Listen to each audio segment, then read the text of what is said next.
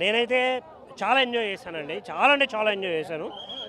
ఎంత ఎంజాయ్ చేశానంటే బుగ్గలు ఊరిపోయేలాగే ఎంజాయ్ చేశాను. అన్ని బంచెస్ ఆఫ్ పంచెస్ ఉన్నాయి.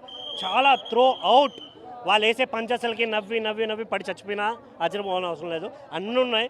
బట్ నేను గిల్టీగా ఫీల్ అయింది ఏంటి అంటే ఒక మ్యాడ్ వన్లో ఒక స్టోరీ కాన్సెప్టెడ్ స్టోరీ తీసుకొని ఎమోషన్ని, కామెడీని, రొమాన్స్ని అన్నీ మిక్స్ చేసి జనాలకి అందించిన కళ్యాణ్ గారు ఈ సినిమాలో ఎలాంటి కనెక్టివిటీ లేకుండా జస్ట్ పంచెస్తో నవ్విద్దాం అనే థాట్తో ఎలా వచ్చారనేది నా క్వశ్చన్ మార్క్. నాకు కొంచెం అదొక్కటి అనిపించింది. ఇంకోటి ఒక సినిమా ఆడియన్ ఓన్లీ కామెడీ పంచెస్ ఉంటే సినిమా చూస్తాడా? నాకు మెయిన్గా అనిపించిన క్వశ్చన్. ఎందుకంటే నవ్వుకోవడానికి మాత్రమే థియేటర్కి రాలేరు. ఒక సినిమా అయా లైక్ ప్రతిదీ కావాలి. ఒక సినిమా అంటే ప్రతిదీ కావాలి. కాకపోతే ఆల్రెడీ చెప్పేశారు నాగవంశీ గారు, వచ్చామా, నవ్వుకున్నామా, పంచులు వేసుకున్నామా, దుబ్బేసామా అని డైరెక్ట్ చెప్పారు ఆయన. అయినా కూడా నాకు అనిపించిన ఫీలింగ్ అది.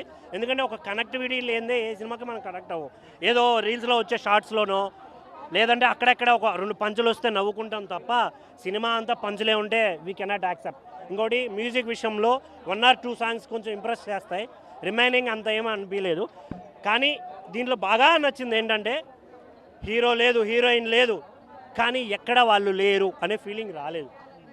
ఉన్న ప్రతి ఒక్కరు హీరోనే, కనిపించిన ప్రతి అమ్మాయి హీరోయిన్ ఈ సినిమాలో.